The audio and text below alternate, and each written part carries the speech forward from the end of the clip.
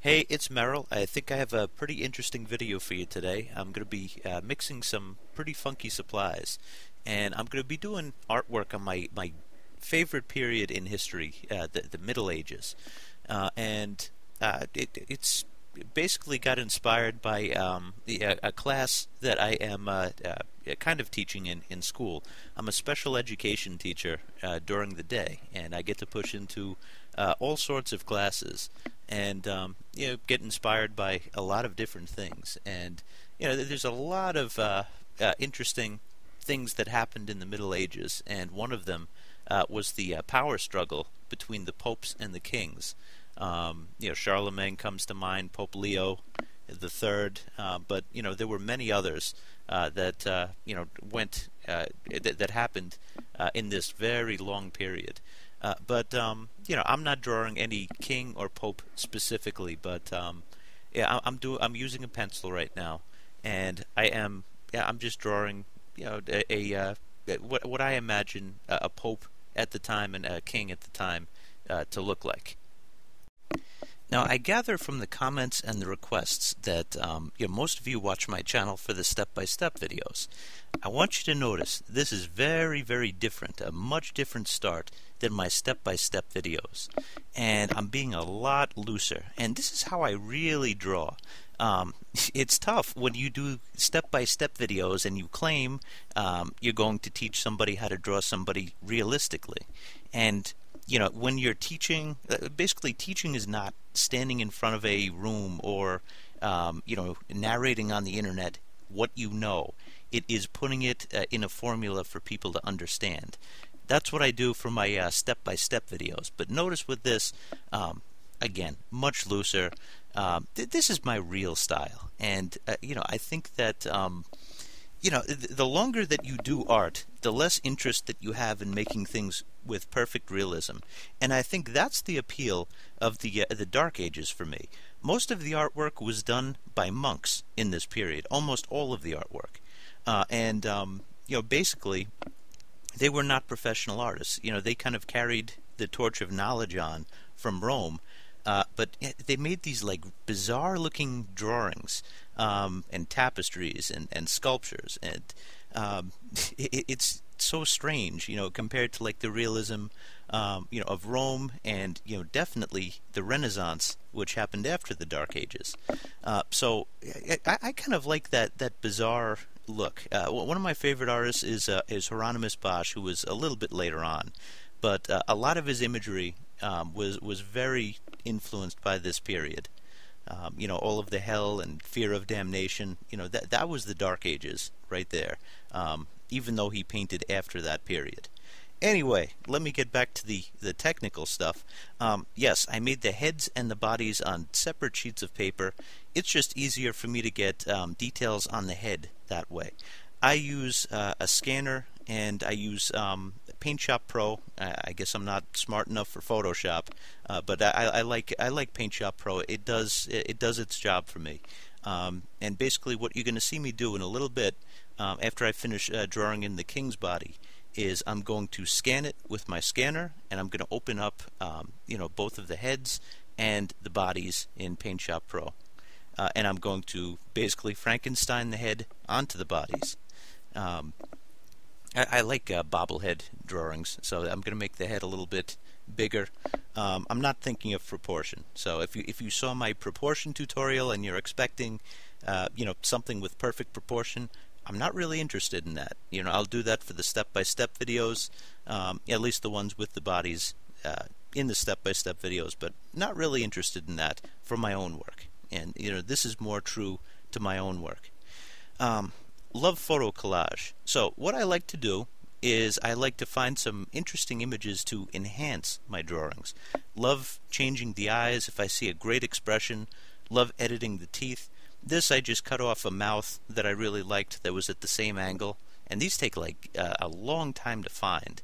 I have like a massive inventory of some cool images that I've found, all over the place or taken, pictures of. But I use them. I sometimes save them, and then I get a brainstorm. I do a drawing. I'm like, ooh, this one fits here, or this one fits there, and I just juxtapose them over the eyes or the mouth, or maybe I saw a really cool scar and I wanted somebody to have a scar, one of my drawings to have a scar, and I just I put that right on top. The image that I took for the face of the Pope was actually Pope Benedict, the current Pope, who I'm sure is a very sweet man, but he looks kind of dastardly in the photo. So I cut off part of a photo that I found on Creative Commons, and I just juxtaposed it over the face. Kind of didn't like the beard that I drew for the king's face, so you know what? I don't go backwards. I don't start over. I just march onwards, and I put something new on top.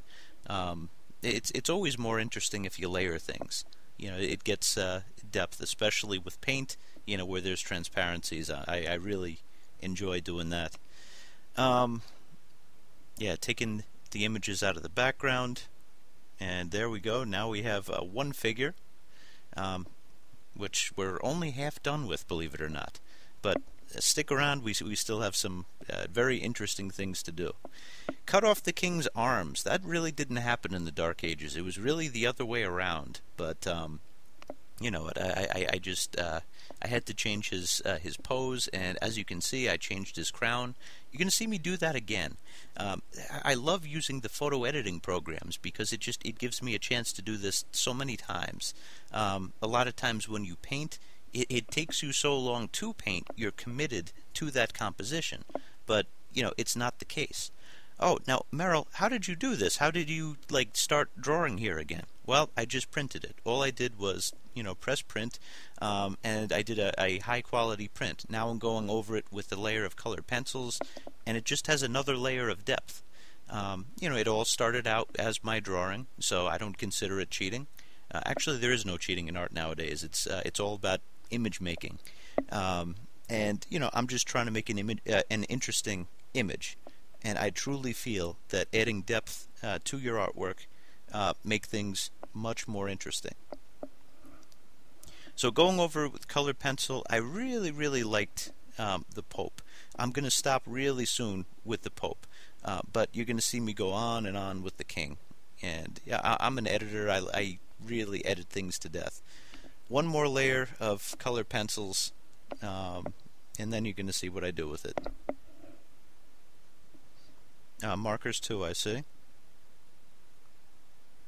Yeah, I just use really whatever is at my disposal. I try not to limit myself to one media because each media has different possibilities. I think that's the most important thing that you could take from this video. Think about it. Colored pencils, you could get a lot of details in with colored pencil. Also, it's not transparent like watercolor paint. It's not opaque like oil paint. It's in between. It's translucent. So it's got decent covering power and it's got great accuracy. That's why I like using colored pencils. Love using markers because it gives you really strong color, transparent color, but you can really cover areas fast and be almost as precise as when you use colored pencils. Oil paint, you have the most versatility with oil paint. It's somewhat annoying to put on with a brush. Here, this is what I'm finishing the King off with. I didn't like his clothing, so I had to change it. But anyway, oil paint, great covering power, great ability to match tones. The computer, there's so many possibilities with computers and printing. So why not just mix all of them? Interesting story about the color that kings wore. It came from the shell of a whelk, which is very, very similar to a conch. The conch shell is the one that you put to your ear, and you can hear the ocean, supposedly. Anyway, the whelk is the carnivorous version of the conch. So you don't want to put that to your ear. But it's from the mucus of the whelk. And it was very, very rare, and only the elite could get their hands on purple in the Middle Ages. And most people wore green and brown. Interesting story before I finish talking about my artwork and how I made it. just how languages kind of broke down during this period. I promise I won't turn it into a art history or history video, but basically Roman Empire had Latin as a language.